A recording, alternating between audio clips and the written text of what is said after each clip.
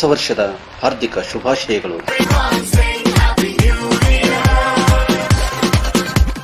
ಹೊಸ ವರ್ಷದಲ್ಲಿ ಹೊಸ ಕನಸು, ಹೊಸ ನಿರೀಕ್ಷೆಗಳು, ಹೊಸ ಭರವಸೆಗಳನ್ನು ಮನದಲ್ಲಿ ತುಂಬಿಕೊಂಡು ಸ್ವಾಗತಿಸುತ್ತಿರುವ ತಮಗೆಲ್ಲ ಮನೆಯಲ್ಲಿ ಮಗುವೊಂದು ಹುಟ್ಟಿದರೆ ಅದೆಷ್ಟು ಸಂಭ್ರಮ ಪಡುತ್ತೇವೋ ಅಷ್ಟೇ ಸಂಭ್ರಮ ಹೊಸ ವರ್ಷ ಬಂದಾಗಲೂ ಆಗುತ್ತದೆ.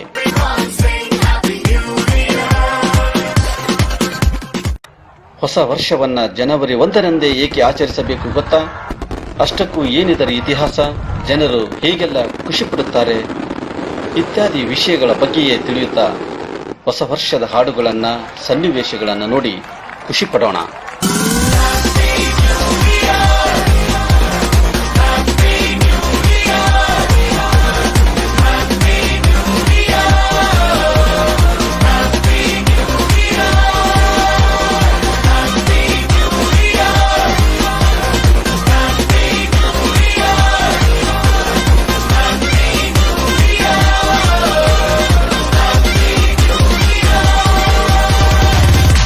ವೀಕ್ಷಕರೇ, ಪ್ರಪಂಚದಾದ್ಯಂತ ಜನರು ಜನವರಿ 1ರಂದು ಕುಟುಂಬದೊಂದಿಗೆ, ಸ್ನೇಹಿತರೊಂದಿಗೆ, ಅಷ್ಟೇ ಏಕೆ ಬಂಧು ಬಾಂಧವರೊಂದಿಗೆ ಜೊತೆಗೂಡಿ ವಿದ್ಯುತ್ ದೀಪಗಳಿಂದ ಮನೆಯನ್ನು ಅಲಂಕರಿಸಿ, ಹೊಸ ಬಟ್ಟೆಗಳನ್ನು ಧರಿಸಿ, ವಿವಿಧ ಖಾದ್ಯಗಳನ್ನು ತಯಾರಿಸುತ್ತಾ,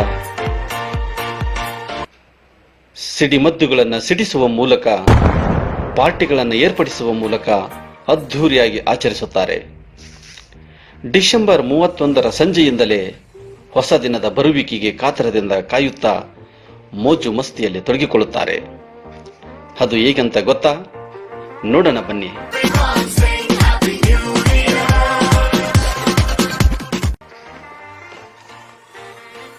ವೀಕ್ಷಕರೇ, ಹೊಸ ವರ್ಷದ ಈ ಹೊಸ ಕ್ಷಣದಲ್ಲಿ ನಾವು ಹೇಗಿರುತ್ತೇವೋ ಅದೇ ರೀತಿ ವರ್ಷ ಪೂರ್ತಿ ಇರುತ್ತೇವೆ ಎನ್ನುವ ನಂಬಿಕೆಯಿಂದ ಜನರು ವಿಭಿನ್ನ ರೀತಿಯಲ್ಲಿ ಹೊಸ ವರ್ಷವನ್ನ ಆಚರಿಸುತ್ತಾರೆ.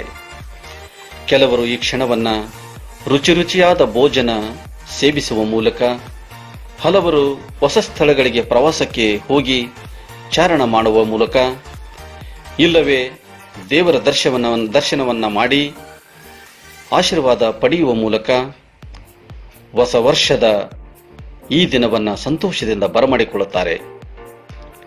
ಬನ್ನಿ, ನಾವು ಕೆಲವು ಅದ್ಭುತ ಜಾಗಗಳನ್ನು ನೋಡಿ ದೇವರ ವಿಶೇಷ ದರ್ಶನ ಮಾಡಿ ಆ ಅದ್ಭುತ ಕ್ಷಣಗಳ ಸವಿಯನ್ನು ಸವಿಯೋಣ.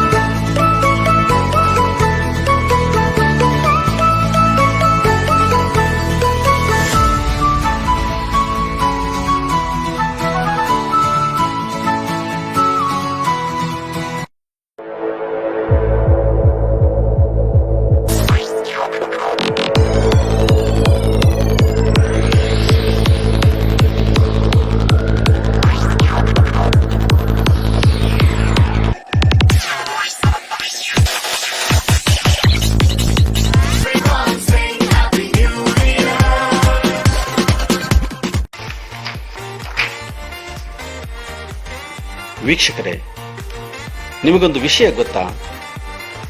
ಅದೆಷ್ಟೋ ಜನ ಜನವರಿ 1 ಬರುವಿಕೆಗಾಗಿ ಕಾಯ್ತಾ ಇರ್ತಾರೆ. ಯಾಕೆ ಗೊತ್ತಾ? ಬದುಕಿನಲ್ಲಿ ತಾವು ಕಂಡುಂಡ ನೋವುಗಳನ್ನು ಮರೆತು ಹೊಸ ಭಾವ ಕನಸುಗಳೊಂದಿಗೆ ಹೊಸ ಸೂರ್ಯನನ್ನ ಎದುರುಗೊಳ್ಳುತ್ತಾರೆ. ಇಂದು ಹಲವು ತಮ್ಮ ದುರಭ್ಯಾಸಗಳನ್ನು ದೂರು ಮಾಡಿಕೊಳ್ಳುವ ಸಲುವಾಗಿ ಆಣೆ ಪ್ರಮಾಣಗಳನ್ನು ಮಾಡಿ ಅವುಗಳಿಂದ ದೂರ ಸರಿಯುತ್ತಾರೆ. ಹೊಸ ಜೋಡಿಗಳಂತೂ ಉಡುಗೊರೆ ಅದಲು ಬದಲು ಮಾಡಿಕೊಂಡು ಆನಂದಪಟ್ಟರೆ, ಹಳೆಯ ಜೋಡಿಗಳು ಹೊಸ ಭರವಸೆ, ಹೊಸ ಕನಸಿನೊಂದಿಗೆ ಶುಭಾಶಯಗಳನ್ನು ವಿನಿಮಯ ಮಾಡಿಕೊಂಡು ಖುಷಿ ಪಡುತ್ತಾರೆ.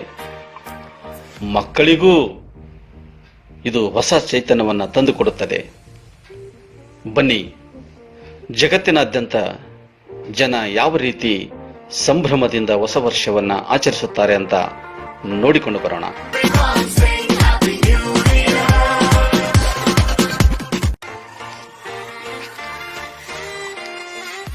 ವೀಕ್ಷಕರೇ, ಮೊದಲು ಜನವರಿ 1 ವರ್ಷದ ಪ್ರಾರಂಭದ ದಿನವಾಗಿರಲಿಲ್ಲ.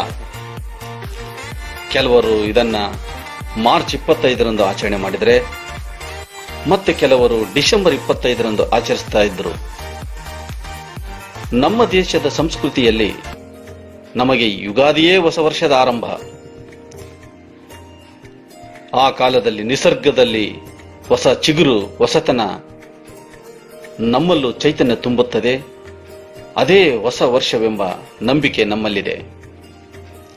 ಆದರೆ ಮೊದಲ ಬಾರಿ ರೋಮ್ನಲ್ಲಿ ಜನವರಿ 1ರಂದು ಹೊಸ ವರ್ಷ ಆಚರಣೆ ಪ್ರಾರಂಭವಾಯಿತು. ಈ ಕ್ಯಾಲೆಂಡರ್ ದಿನ ಬದಲಾಯಿಸಿದ ಕೀರ್ತಿ ಯಾರಿಗೆ ಸಲ್ಲುತ್ತೆ ಗೊತ್ತಾ? ಅದೇ ರೋಮ್ನ ನುಮಾ ಪೊಂಪಿಲಸ್ಗೆ ಸಲ್ಲುತ್ತದೆ. ಅಂದಿನಿಂದ ಕ್ರಮೇಣ ಜಗತ್ತಿನ ಬಹುತೇಕ ರಾಷ್ಟ್ರಗಳಲ್ಲಿ ಜನವರಿ 1ರಂದು ಹೊಸ ವರ್ಷಾಚರಣೆ ನಡೆಯುತ್ತಲೇ ಇದೆ. ಬನ್ನಿ, ಹಾಗಾದರೆ ನಮ್ಮ ಬೆಂಗಳೂರಿನ ಪ್ರಸಿದ್ಧ MG ರಸ್ತೆಯಲ್ಲಿ ಯಾವ ರೀತಿ ಆಚರಿಸುತ್ತಾರೆ ನೋಡಿಕೊಂಡು ಬರೋಣ.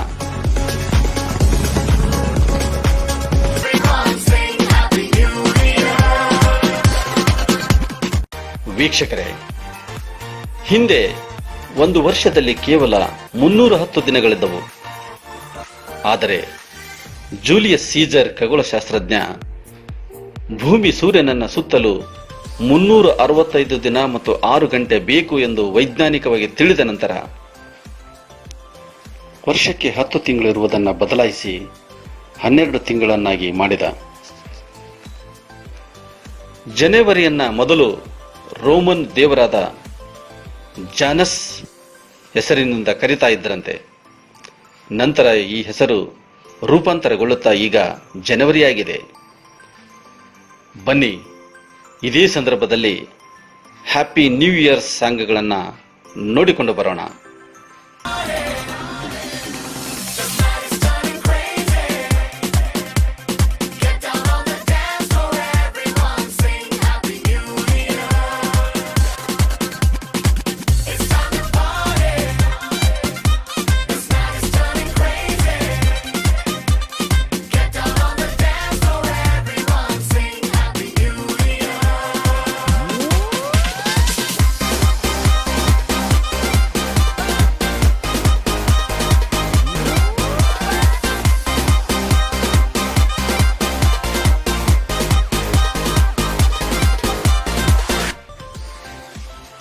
ವೀಕ್ಷಕರೇ,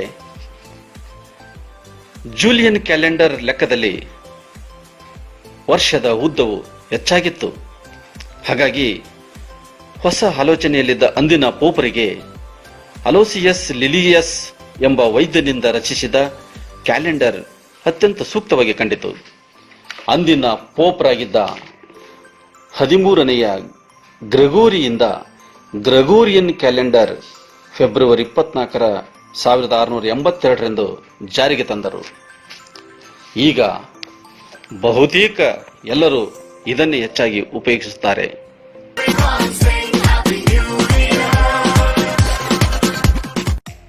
ಬನ್ನಿ, ನೀವು ನಿಮ್ಮ ಮಿತ್ರರಿಗೆ ಶುಭಾಶಯ ವಿನಿಮಯ ಮಾಡ್ಕೋಬೇಕಾ? ಅದಕ್ಕಾಗಿ ಹೊಸ ಗ್ರೀಟಿಂಗ್ಸ್ ಕಾರ್ಡ್ಗಳನ್ನು ಹೇಗೆ ತಯಾರಿಸೋದು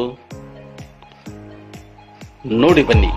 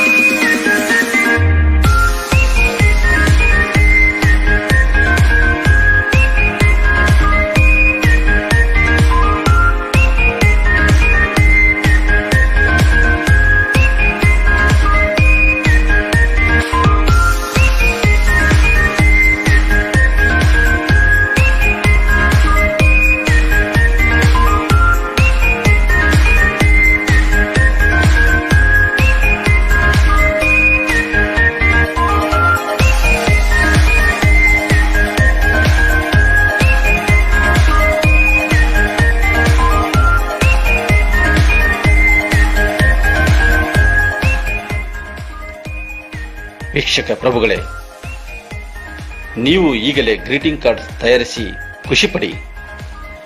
ಜನವರಿ 1ರಂತೆ ನಮ್ಮ ಹೊಸ ವರ್ಷ ಯುಗಾದಿಗೂ ಸಂಭ್ರಮಿಸೋಣ.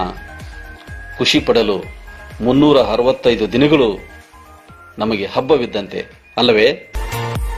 ಹೊಸ ವರ್ಷದ ಈ ಕಿರು ಮಾಹಿತಿ ತಮಗೆಲ್ಲ ಸಂತೋಷ ನೀಡಿತು ಅನ್ಕೊಳ್ತಾ ಸದಾ ನಿಮ್ಮ ಈ ವಾಹಿನಿಯಲ್ಲಿ ಬರುವ ಕಾರ್ಯಕ್ರಮಗಳನ್ನು ವೀಕ್ಷಿಸಿ ಎಂದು ಹೇಳುತ್ತಾ ಈ ಕಾರ್ಯಕ್ರಮ ಮುಗಿಸುತ್ತೇನೆ. ನಮಸ್ಕಾರ.